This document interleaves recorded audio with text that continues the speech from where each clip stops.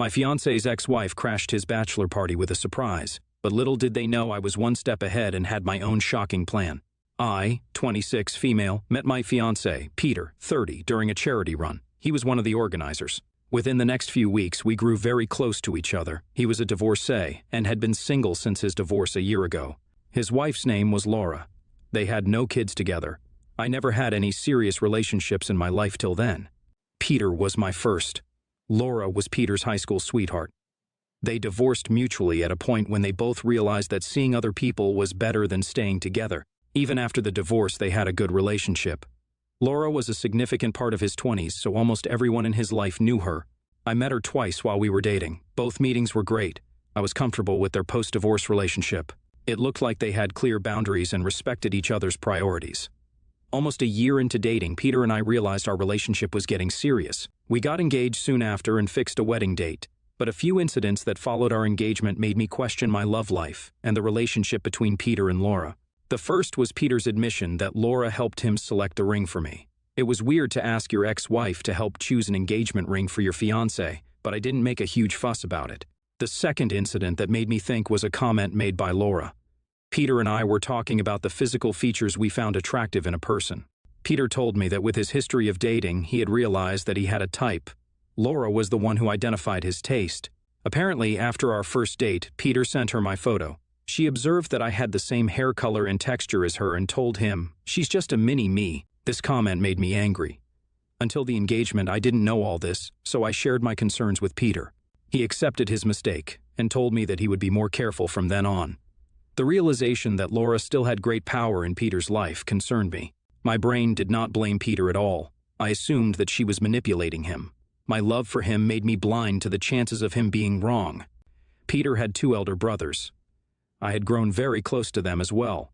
The same was my dynamics with his friends. Peter had told me that his friends were planning a bachelor party for him. My friends held a view against bachelorette parties, so we planned to spend a day together at some peaceful place before my wedding. James, Peter's best friend, was hosting the bachelor party. A few days before the bachelor party, James told me that he wanted to discuss something serious with me. He called me immediately. Laura wanted to be part of their bachelor party. James had planned it to be an all-man party, but Laura called him to make sure that she was included. She also told him she had a special surprise for Peter that none of his guy friends could give. I had second-hand embarrassment when I heard Laura's statements from James. Where was this woman's self-respect? James was worried about presenting this to Peter and had called me. I was confident that Peter would say no to her request. We already had a conversation about Laura where I raised my concerns. I believed that Peter would respect my concerns and say no to her, so I asked James to raise this with Peter. James asked whether it would be possible for me to meet him in the evening. I was free after work, so I went straight to meet him. When I got there, I saw that apart from James, 4 of Peter's other close friends were also present. With the way they struggled to find a decent start to the conversation, I got an intuition that I would not like what I was about to hear. My instinct was right. When James told Peter about Laura's demands, Peter asked him to involve her in the party. James felt weird about her surprise idea and shared it with Peter. Peter laughed at it and said, "That's my last party as a bachelor. Let Laura help you to make it memorable for me." This was my first reaction. Above love and care, I had a good amount of respect for Peter's personality. That respect went down the drain as soon as I heard how he responded to James. My wedding was just a week away. I had to make a decision. I learned one more thing from James and the group present there. They have hated Laura since high school. She was a bully then and grew up just as shitty afterward. I thought they all held her in great regard. James told me about when she even banned them from meeting Peter. My first plan was to immediately break off the engagement with Peter, thereby stopping the wedding. But the thought that Peter would have done this behind my back after marriage made me angry. I had to take revenge, so I decided to go forward with the marriage. I requested James to keep the conversation we had a secret. He agreed to go forward with the bachelor party preparations. I had to collect evidence first. For this, I made James text Laura and Peter again about her involvement. I ensured that the part about the surprise was included in their conversation.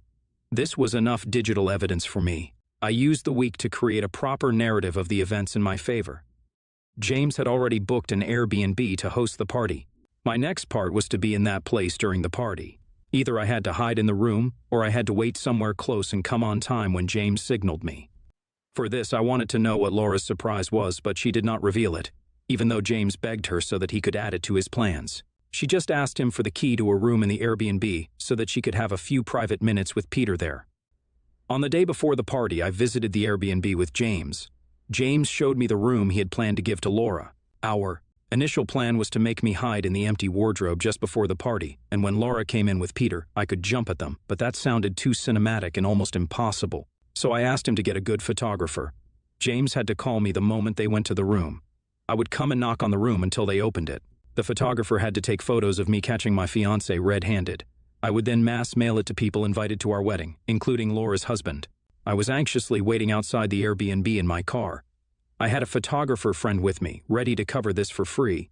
I was pretty impressed by James's skills. He informed a good amount of people at the party about what would happen, so at that point, getting visual evidence was a surety, as at least one person would have their camera out. James called me as soon as they entered the room. I waited for a few more minutes and then walked in. A few people had already passed out by then. Around 10 people were in the main room drinking. I went straight to the room and got into a fistfight with the door. I knocked nonstop. After a minute, Peter came to the door and opened it. He kept the door half open and peeped his head outside, thinking it was Peter. I slapped his face and pushed the door open. Laura was on the bed. Her hair was messy, and it looked like she had just gotten dressed. The photographer immediately took a few photos of the three of us, but I was not ready to leave it at that. I asked her what her surprise was. By this time, there was a small crowd outside the room. There was a look of disgust on the face of most people. I asked Laura what her surprise was. She hesitated initially, but when I frightened her with the photos, she started talking. I wanted the whole room to listen to her. Peter did not even flick a finger to protect her from me. While Laura was dating Peter, she went away for a few years to complete college. During one of their conversations, Laura told him she tried lap dancing a few times while in college. Ever since then, he had begged her to do it for him. He denied it even while they were married. She wanted to surprise him with a lap dance at his bachelor party. I felt disgusted after hearing this. I took off my ring, placed it on her hand, and walked away. I went straight to my parents' home. I didn't shed a single drop of tears. As soon as I got there, I told them what had happened. They consoled me at first, but then said to me that I should have stopped Peter the moment I heard about it. Peter's eldest brother called me. His parents are yet to know about this. He also believes that I took things a bit over the top with the photographer. He's in no way justifying his brother, but he feels like if I hadn't dragged it till the day of the bachelor party, I could have ended the wedding early. Now most of the wedding is planned and paid for, so there's no option for a refund. Invitees might have already booked tickets. Am I the a-hole for letting my fiancé cheat with his ex-wife so I could collect more evidence against them? A day has passed. Peter called me today and apologized. The condition at his house is pathetic. Both his brothers know about this now. They have stopped talking to him, but he has asked not to share it with his parents. He agreed that my decision to break off the engagement was right. Then he asked me to erase all the digital evidence. I agreed to his request and cut the call. Laura also sent a long apology text, but she had one request. Her husband was yet to find out about this, so she wanted me to delete it. I said okay to both of them. When they texted again asking whether I had deleted everything, I lied and said yes. The wedding remained canceled. Peter informed his parents about it as well, but on the wedding night, Peter updated his Facebook profile photo. It was a photo of him sitting with Laura on a boat. She commented on the photo, "That's the smile of someone who just escaped hell. She was calling me hell." Peter still talks to James. James informed me that Peter was trying to push a narrative in which I was jealous of Laura's friendship, and he ended the marriage. I know what has to be done. This was the moment that I had been waiting for. I took the mail that I had drafted earlier. It was an email I had decided to send to all the invitees to our marriage. I attached photos from the eventful night and screenshots of their chat with James. Then I mailed it to all the invitees to let them know about the actual events that caused an end to our marriage. I know now that the mail has reached wherever it was supposed to, as my phone has not stopped ringing since. If someone learns about their significant other's plan to cheat, the natural course any person would take is confronting them, but you were more focused on your revenge. You could have ended everything early. NTA. If it were me, I would have bought billboards and printed their photos. Cheaters should pay for what they do. This was a befitting reply. I, 39, female, come from a very wealthy family. I never had to struggle for anything because my mom or dad would always give it to me.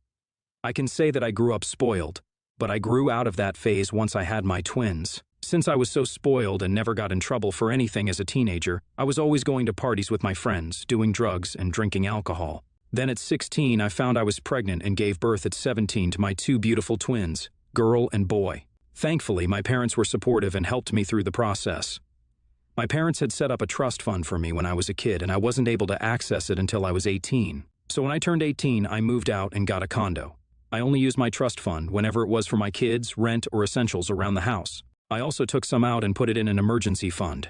I got a job at my dad's company, so I was able to live comfortably but not keep up with the lifestyle I grew up with.